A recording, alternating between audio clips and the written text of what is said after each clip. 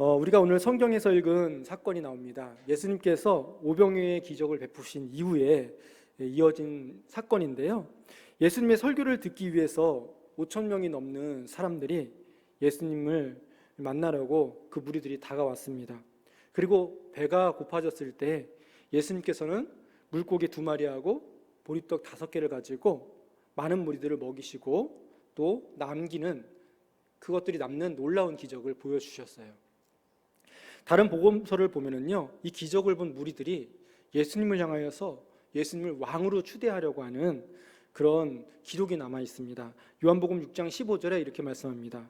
그러므로 예수께서 그들이 와서 자기를 억지로 붙들어 임금으로 삼으려는 줄 아시고 다시 혼자 산으로 떠나가시니라. 그때 예수님께서는 무리들의 그 눈초리가 자신을 굉장히 왕으로 추대하고자 하는 그런 분위기를 감지하셨습니다. 그래서 예수님은 서둘러서 제자들을 먼저 배에 태워서 건너가게 하시고 자신은 혼자 스스로 남아서 산으로 올라가셨어요. 기도하러 올라가신 것이죠. 아마 예수님께서는 그 산에서 시험에 들지 말게 하옵소서라고 기도하셨을 것 같습니다. 예수님께서는 중대한 일들을 앞두고 항상 기도를 하셨습니다. 하나님께서 맡겨주신 그 인류 구원의 그 사역을 감당하기 위해서 공생애가 시작되는 그 순간에 예수님께서는 40일을 금식 기도를 하셨습니다. 그리고 그 사역을 위해서 12제자들을 선택하기 전에도 그 전날 밤에 산에서 철야 기도를 하셨다고 성경에 기록되어 있습니다. 그리고 십자가를 지시기 전에도 겟세마네 동산에서 자신의 땀방울이 정말 핏방울이 되는 것도 모르시고 기도하셨던 주님의 모습을 우리는 기억하고 있습니다. 오늘 본문에 나온 기도는 예수님의 인기가 최고 절정에 다 달했을 때 드렸던 기도입니다. 지금 5천 명이 넘는 그 많은 사람들이 예수님을 바라보고 있고요. 정말 인기가 최고죠. 5천 명을 먹이시고 기적을 일으키시고 하나님의 말씀을 전하시는데 예수님 앞에서 예수님을 어떻게 해서든지 왕으로 삼고자 하는 그런 눈초리들이 있는 것이죠. 그 무리들이 그렇게 예수님을 바라보는 그 순간에 예수님은 그들을 피하신 거예요. 그들을 피해서 기도하러 산에 올라가신 것입니다.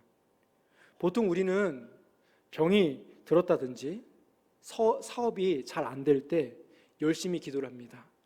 청년들 중에도 어떤 직장이나 어떤 배우자를 위해서 작정하고 기도하는 사람들이 있습니다.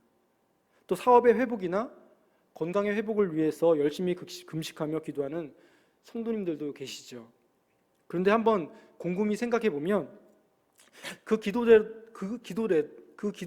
우리가 응답을 받았다고 생각해 보십시오. 그 기도에서 건강이 회복되어지고 내가 정말 사업이 형통하게 되었을 때 그것 때문에 감사하면서 그것 때문에 금식 기도하는 사람들은 정말 찾아보기 힘들다는 거예요. 그런데 여러분, 그때야말로 진정 기도할 때가 아니겠습니까? 고린도전서 10장 12절 말씀입니다. 그런즉 선줄로 생각하는 자는 넘어질까 조심하라. 오늘 예수님께서는 성경 말씀대로 그런 기도를 하고 계신 거예요. 내 사업이 잘 됐을 때 그때야말로 사업을 잘 유지하고 지켜나갈 수 있는 지혜와 겸손과 그 믿음을 구하는 그런 기도를 드리고 계신 거예요. 예수님 입장에서는 지금 최고의 자리가 아니겠습니까? 최고의 인기가 있을 때 이때가 가장 위험한 순간이죠. 어떻게 인간적으로 생각해 보면 지금 이렇게 인기가 있을 때 하늘나라의 복음을 선포하시면 사람들이 집중해서 들을 것이고 복음이 잘 전파될 텐데 예수님은 이때가 가장 위험한 때라고 생각하신 거예요. 그래서 이 위기의 순간에 예수님께서는 이것이 위기라고 생각했기 때문에 열심히 자신이 시험에 들지 않기 위해서 하나님 앞에 나아가서 기도한 것이죠. 그런데 그때 예수님의 제자들이 탄 배가 큰 풍랑을 만나게 되었습니다. 전혀 예측할 수 없는 풍랑을 제자들이 만났는데 그 풍랑의 심각성에 대해서 오늘 24절에 이렇게 설명해 주고 있어요. 배가 이미 육지에서 술이나 떠나서 바람이 거스름으로 물결로 말미암아 고난을 당하더라. 여기 고난이라고 하는 단어를 사용했습니다. 이 원어를 살펴보니까 죽을 만큼이나 어려운 시련이라고 해석을 할 수 있습니다. 그런데 그런 죽을 만큼이나 어려운 시련이 꽤 오래도록 계속되었음을 우리는 알 수가 있어요. 25절에 밤 사경이라는 단어입니다. 유대인들은 밤 저녁 6시부터 다음날 새벽 6시까지 1경, 2경, 3경, 4경이라고 구분을 했습니다. 그래서 밤 1경은 저녁 6시부터 9시, 밤 2경은 밤 9시부터 밤 12시, 그리고 밤 3경은 12시부터 새벽 3시까지, 밤 4경은 새벽 3시부터 6시까지 이렇게 나누었습니다. 제자들이 배를 탈 때는 언제였습니까? 밤 1경, 초저녁이었습니다. 그런데 이 풍랑이 밤 4경까지 계속되었다라고 하니까 꽤 긴 시간이 계속된 거죠. 예수님의 제자들은 백길만 보면 자신 있는 사람들이에요. 밤이나 낮이나 정말 물에서 살던 어부들이었어요. 특별히 이 갈릴리 바다는 손금 보듯이 훤했던 사람들이 그들이었습니다. 다른 때도 이런 풍랑을 분명히 만났습니다. 그러나 그때마다 열심히 노를 저어서 잘 피했습니다. 그런데 오늘 이 풍랑은 어떻게 된 것인지 밤 4경이 넘도록 도무지 빠져나갈 수가 없는 거예요. 지금까지의 모든 경험과 모든 지식을 다 써봐도 빠져나갈 수가 없어요. 그들은 지치고 지쳐서 이제는 죽을지도 모른다는 그 운명 앞에서 그저 두려움에 불안에 떨고 있을 뿐입니다. 바로 그때 산에서 기도하시고 계시던 예수님께서 그 고난받는 제자들의 그 모습을 아셨어요. 그리고 그 제자들을 향하여서 물 위를 유유히 걸어 오셨죠. 그것이 오늘 본문의 말씀입니다. 우리가 이 이야기를 들을 때 와, 예수님 물 위를 걸으셨대. 이 기적에 중점을 둡니다. 근데 여러분, 이 예수님의 기적은 기적 자체보다 기적 그 자체에 가지고 있는 의미가 중요합니다. 기적이 기적 그 자체로 끝나는 것이 아니라는 거죠. 기적 속에는 하나님께서 계시하는 말씀이 들어있다는 거예요. 하나님의 뜻이 있다는 것입니다. 다시 말하면 기적은 하나님께서 우리를 향하여서 목적적으로 베푸시는 계시적 사건이라는 거예요. 우리가 사복음서를 읽으면 예수님의 기적들이 많이 나옵니다. 날 때부터 앞을 보지 못하는 맹인을 고쳐주신 그 교훈은 무엇입니까? 아마도 예수님은 인간의 어떤 고난도 극복할 수 있음을, 그런 권세가 있으신 분임을 우리에게 교훈해 주시는 사건이죠. 또 거라사 지방에서 갔더니 귀신 들린 사람을 만났습니다. 그 귀신을 쫓아내어 주었어요. 이 사건은 무엇입니까? 예수님은 우리가 보지 못하는 영의 세계라는 그 존재가 있는데 이 영의 세계를 다스릴 수 있는 권세가 있는 분이시다. 그것을 우리에게 알려주신 것이죠. 그리고 죽은 나사로를 살리신 것, 그 사건은 예수님은 죽음도 이길 수 있는 권세가 있으신 분이시다. 그 하나님의 아들이시다. 이런 여러 가지 교훈들을 우리에게 알려주시는 기적의 사건들이라는 거예요. 예수님께서 이 땅에 계실 때 우리가 사복음서를 통해서 참 많은 기적을 보게 됩니다. 그런데 그 기적 가운데 예수님께서는 어떤 인간의 호기심을 위해서, 어떤 인간의 호기심의 만족을 위해서, 자신의 능력을 과시하기 위해서 그 기적을 행하신 적은 한 번도 없었다는 거예요. 그러니까 예수님의 기적 속에는 항상 어떤 목적이 들어 있습니다. 오늘 물 위를 걷는 이 기적도 제자들을 향한 어떤 목적 속에서 이루어진 계시적인 사건이라는 것이죠. 그렇다면 무슨 계시적 의미가 있는 것일까요, 여러분? 이 사건에는 도대체 무슨 교훈이 담겨 있을까요, 여러분? 아마도 그 뜻을 가장 잘 깨달은 제자는 바로 베드로였습니다. 자, 우리가 베드로라고 하는 인물에 대해서 우리들의 평가가 어떻습니까? 보통 베드로는 대단히 감정적인 사람, 성격이 급한 사람, 변화무쌍한 사람이라고 생각합니다. 그리고 생각하기 전에 벌써 저질러 버리는 사람, 말에 책임지지 못하는 사람, 이런 여러 가지 평가를 우리는 가지고 있습니다. 그리고 사실 그런 면이 많은 것이 사실이죠. 성경에 나타난 사건을 보면 베드로는 좀 급하고 말에 책임을 잘 못 지는, 먼저 저질러 버리는 그런 성격을 가지고 있어요. 어느 날 예수님께서 변화산에서 영광스러운 모습으로 변화되어서 모세와 엘리야와 함께 대화를 나누는 그 광경을 목격하게 됩니다. 그리고 두 사람이 떠날 때에 이런 말씀이 있습니다. 누가복음 9장 33절 말씀. 두 사람이 떠날 때에 베드로가 예수께 여짜오되 주여 우리가 여기 있는 것이 좋사오니 우리가 초막셋을 줄 때 하나는 주를 위하여 하나는 모세를 위하여 하나는 엘리야를 위하여 하사이다 하되 자기가 하는 말을 자기도 알지 못하더라. 이 베드로가 너무 감격을 해서 주님 여기가 좋사오니 여기에 초막셋을 짓고 우리가 여기서 살지요, 이런 얘기를 하는 것이죠. 이것은 마치 우리들이 어떤 아름다운 굉장한 광경을 보고서 그 자연의 장엄함과 아름다움 속에서 우리가 압도되어서 감탄하는 것과 같습니다. 예수님 여기 너무 좋아요. 여기 살아요. 얼마나 좋아요.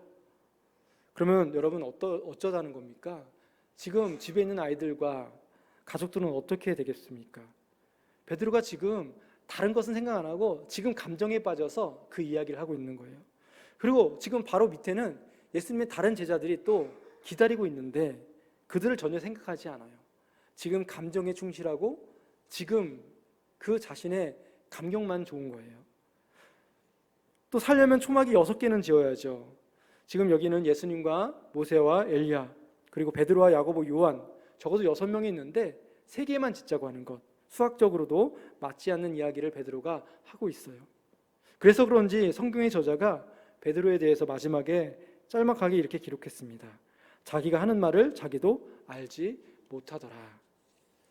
베드로가 이런 사람입니다. 모르면 가만히 있으면 사실 중간은 할 텐데 아무 말이나 해버리고 마는 사람, 그 사람이 바로 베드로죠. 예수님께서 십자가에서 고난당하시고 죽을 것을 예언할 때 매우 중대하고도 심각한 그 순간에도 베드로가 막아서죠.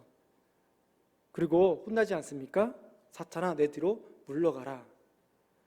최후의 만찬 속에서 예수님께서 수건을 동이고 제자들의 발을 씻겨줄 때 제 발만은 절대로 씻지 못합니다. 때를 쓰다가 그럼 너와 나는 상관이 없어 말씀하시니까 그제서야 또 태도가 바뀌어서 주여 내 발뿐만 아니라 손과 머리도 씻어주세요 라고 대답한 거죠. 손과 머리까지 씻겨달라는 건 또 뭐예요? 목욕까지 씻겨달라는 것과 똑같은 것이죠. 십자가에 달리기 전에 예수님께서 너희가 다 나를 버릴 것이다 말씀하셨을 때 또 베드로는 그때도 나섭니다. 다 버릴지라도 나는 버리지 않습니다 예수님. 그렇게 말하고 그날 3번 저주하면서 예수님을 부인했던 사람, 그 사람이 바로 베드로인 것이죠. 자, 이 베드로가 오늘 또 일을 저지르고 있습니다. 나를 명하사 물 위로 오라 하소서. 이때 다른 제자들이 무슨 생각을 했을까요? 아니 쟤 또 왜 나대? 쟤 또 왜 저러는 거야? 베드로 또 실수하는 거야? 왜 그러지? 아마 이런 생각하지 않았을까요? 평소에 그의 성격을 잘 알고 있던 제자들이면. 그런데 이상한 것은 예수님께서 그런 허무맹랑해 보이는 그 베드로의 요청을 수락하셨다는 거예요. 베드로가 도대체 무슨 생각으로 그런 요청을 했을까요? 여러 가지로 생각해 볼 수 있을 것 같습니다. 베드로가 호기심이 많은 사람이니까 자기도 한번 해보고 싶어서 요청했을 것이고요.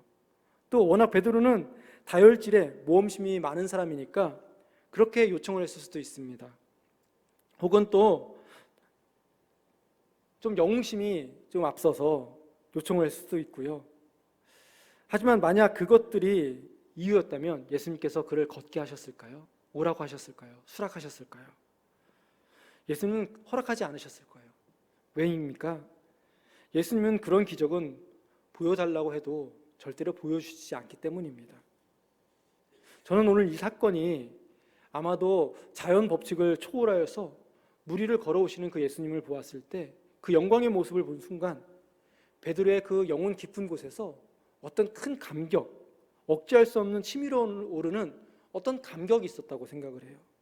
그 감격과 용기가 그런 사건을 일어나게 한 것이죠. 저도 학부모로서 창관 수업이라는 것을 한 2번 정도 갔던 적이 있습니다. 교실에서 자녀들이 공부하는 모습을 지켜보죠. 학부모들이. 그 선생님들은 여러 가지 질문을 하면서 수업을 진행합니다. 그럴 때 평소에는 전혀 발표하지 않았던 친구들도 엄마 아빠가 보고 있으니까 더 의젓하고 더 장난도 안 치고 더 용기 있게 손들어서 발표를 하죠. 자기 부모님이 뒤에서 딱 버티고 있으니까 거기서 용기가 나는 거예요. 지금 베드로는 그런 영광스러운 주님이 나를 구원하시기 위해서 다가오셨다는 그 사실, 그 감격 속에서 자기도 모르게 속에서부터 그 감격이 솟아난 거예요. 용기가 일어난 거죠. 그런데 여러분, 용기와 만용은 또 구분되어야 하지 않겠습니까? 만약 그때 베드로가 나도 예수님처럼 걸을 줄 믿습니다, 아멘 하고 그저 뛰어들었다면 그것은 만용이죠. 분별력 없이 용감한 것은 그저 만용입니다. 중요한 것은 오늘 베드로는 물 위로 뛰어들어가기 전에 먼저 주님의 허락을 구했다는 거예요. 내가 지금 하고자 하는 일이 주님의 뜻에 맞는지 먼저 확인을 구했다는 것입니다. 28절 말씀입니다. 베드로가 대답하여 이르되 주여, 만일 주님이시거든 나를 명하사 물 위로 오라 하소서 하니. 그리고 주님이 오라 말씀하시죠. 그러자 베드로는 배의 끝을 향하여서 한 걸음 한 걸음 나아갑니다. 조심스럽게 먼저 한 걸음을 내딛고 그 다음에 다시 한 걸음을 두 번째 발을 내딛었는데 그 모습을 보던 다른 제자들 눈이 어땠을까요? 휘둥그레졌을 거예요. 그리고 베드로가 배를 잡고 있던 두 손까지 놔버렸을 때 그 순간, 사람이 어떻게 그런 일을 할 수 있습니까, 여러분? 그 순간 베드로는요, 주님의 말씀을 철저히 믿은 거죠. 오라 부르시자 그 말씀을 그대로 믿고 손을 놔버린 거예요. 하나님의 말씀에 내 인생을 맡길 수 있는 용기, 그것이 바로 신앙적 용기라고 할 수 있는 것입니다. 이것이 오늘 주님께서 이 기적을 통해서 제자들과 우리들에게 주시는 교훈입니다. 성경에 보시면 하나님께서는 아주 평범한 사람들을 부르셔서 나와 함께 물 위를 걷자 이렇게 초청하십니다. 아브라함은 75세에 너의 친척 본토 아비집을 떠나라, 그리고 나와 함께 물 위를 걸어가자. 하나님의 그 부르심을 받은 것이 75세였습니다. 모세는 80세에 부르심을 받았습니다. 그런데 하나님의 부르심을 받을 때마다 인간에게 나타나는 반응 무엇입니까? 바로 두려움이죠. 내 입은 이렇게 뻣뻣하고 혀가 둔합니다. 보낼 만한 자를 보내주세요. 우리는 우리가 보기에도 메뚜기 같은 존재입니다. 우리가 어떻게 하겠습니까? 저는 태생이 내성적이고 태생이 연약하고 리더십이 없습니다. 바로 이것이 하나님이 우리를 부르실 때 하나님 앞에 늘어놓는 우리들의 변명거리가 아니겠습니까? 성경에 가장 많이 나오는 변명이 무엇입니까? 성경에 나오는 명령들이 있는데 그 중에 가장 많이 나오는 명령이 사랑하라, 너희는 거룩하라, 구제하라, 죄짓지 말아라, 이런 것이 아니라 두려워 말라입니다. 성경에 가장 많이 나오는 명령어 두려워 말라. 아니, 두려워하는 것이 뭐가 그렇게 큰 죄가 되겠습니까? 좀 태생적으로 내가 소심하고 좀 불안해하고 좀 내성적이어서 그렇게 있는데 그런 사람이 이 사회에 무슨 해를 크게 끼치겠습니까, 여러분? 그저 조용히 사는 것인데. 그렇지도 않은데 왜 성경은 그토록 두려워 말라 명령을 계속해서 반복적으로 반복하시는 것일까? 우리가 하나님의 뜻을 따르고자 할 때마다 가장 큰 장애가 바로 이 두려움이기 때문입니다. 인간은 본능적으로 안전을 추구하는 존재이죠. 그래서 내 능력 밖에 있는 다른 것들은 웬만해서는 하지 않으려고 하고 그저 거부하려고 합니다. 왜입니까? 실패하기가 쉽기 때문입니다. 실패하는 것이 두렵기 때문이죠. 그래서 가능한 자신이 안전지대를 확보하고 안전거리를 유지하면서 좀 멀리서 구경꾼처럼 살아가기를 좋아하는 것이 우리 인간들의 본능입니다. 운동 경기하는 것을 보면 두 부류의 사람이 있습니다. 하나는 운동장에서 땀을 뻘뻘 흘리면서 쓰러지면서 넘어지면서 경기를 하는 운동선수이고, 또 하나는 멀리서 뒷짐지고 바라보면서 응원하면서 구경하는 구경꾼들입니다. 어쩌면 구경꾼은 참 평안합니다. 땀 안 흘려도 되고요. 또 저도 자기가 지는 것 아니니까 패배의 쓰라림이나 고통 같은 것은 모두 선수가 다 도맡으면 그만입니다. 하지만 진정한 승리의 감격도 운동장에서 땀을 뻘뻘 흘리고 있는 그 선수의 몫이라는 것을 우리는 기억해야 하는 것이죠. 지금 뱃속에 있는 11제자들은 지금 다 두려워하면서 떨고 있어요. 베드로도 두렵기는 매한가지입니다. 아니, 배를 삼키려고 그렇게 집채만한 파도가 바람이 부는데 그것 보고 안 두려워하면 사람이 아니죠.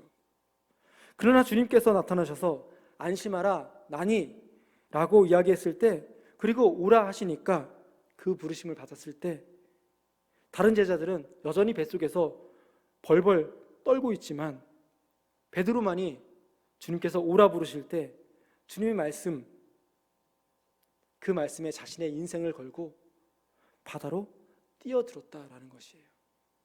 그 사실 자체가 예수님의 마음에 얼마나 큰 기쁨이 되었을까요? 위로가 되었을까요? 여러분 한번 생각해 보시기 바랍니다. 바다에 자기의 발을 내딛는 순간 베드로는 놀라운 기적을 경험하게 됩니다.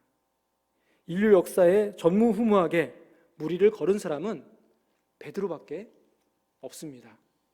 그 광경을 목격한 사람들 중에 누가 가장 놀랐을까요, 여러분? 아마도 베드로 자신이 가장 놀라지 않았을까요? 바다에 사람이 들어가면 빠질 수밖에 없다는 사실을 그는 어부기 때문에 너무나 잘 알고 있었어요. 주님의 말씀을 듣고 두 발을 내딛었더니 그런 상식적으로는 분명히 빠져야 되는데 누군가가, 무엇인가가, 어떤 영적인 실체가 자신의 몸을 빠지지 않도록 떠받치고 있다라는 그 사실을 베드로는 경험을 했다는 것이죠. 우리가 여기서 한 가지 기억해야 할 것이 있습니다. 베드로가 미리 예수님으로부터 너 안 빠지니까 걱정 마, 보장을 받은 것이 아니라는 거예요. 그냥 오라. 주님의 말씀대로 믿음으로 순종했더니 기적이 일어났다는 사실이죠. 우리가 대단히 중요하게 생각해야 할 부분입니다. 왜입니까? 우리들은 사실 늘 그 순서를 바꿔서 신앙생활하고 있기 때문에 살아계신 하나님의 능력을 체험하지 못하는 경우가 많다는 것입니다. 예수님께서는 분명히 말씀하시기를 먼저 그의 나라와 그의 의를 구하라, 그리하면 이 모든 것을 너에게 채워주시리라 말씀하시는데, 우리들은 먼저 우리의 모든 필요를 채워주시면 하나님의 나라와 의를 구하겠다고 하는 것이 우리들의 신앙의 태도인 경우가 많다는 것이죠. 그렇게 되면 우리는 하나님의 능력을 경험할 수가 없습니다. 하나님께서 모세를 부르십니다. 너 가서 이스라엘 백성들 데리고 나와. 모세가 뭐라고 합니까? 아니, 감당할 능력이 없는데 보낼 자를 보내주세요. 그럼에도 불구하고 왠지 하나님은 계속해서 모세를 몰아붙이시죠. 그에게 그런 능력이 없다는 것을 잘 알면서도 계속 하나님 가라고 하십니다. 능력 있는 자를 쓰시면 되는데 본인이 능력이 없다고 하는데 계속 몰아붙이시죠. 그랬더니 모세가 뭐라고 요청합니까? 능력을 구하죠. 그럼 먼저 능력을 주세요. 나에게 뭐라도 보여주시고 가라고 해야지. 이대로 갔다가는 출애굽은 고사하고 내 목숨 하나도 건지기 어렵습니다. 솔직히 저도 그렇지만 바로 이 모세의 마음이 우리들의 마음이 아니냐 하는 것이죠. 내 능력이 되지 않을 것 같으면 절대로 안 하려고 합니다. 하나님, 그거 맡기시려면 할 만한 능력을 저에게 주신 다음에 맡기셔야죠. 무엇을 좀 저에게 보여주셔야죠.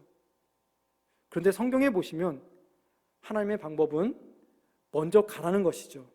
먼저 구하라는 것입니다. 그래서 모세가 하나님의 말씀대로 바로 앞에 섰더니 그때부터 하나님의 능력이 모세를 통하여서 나타나더라는 것입니다. 모세는 상상도 못했던 역사가 나타나는 거예요.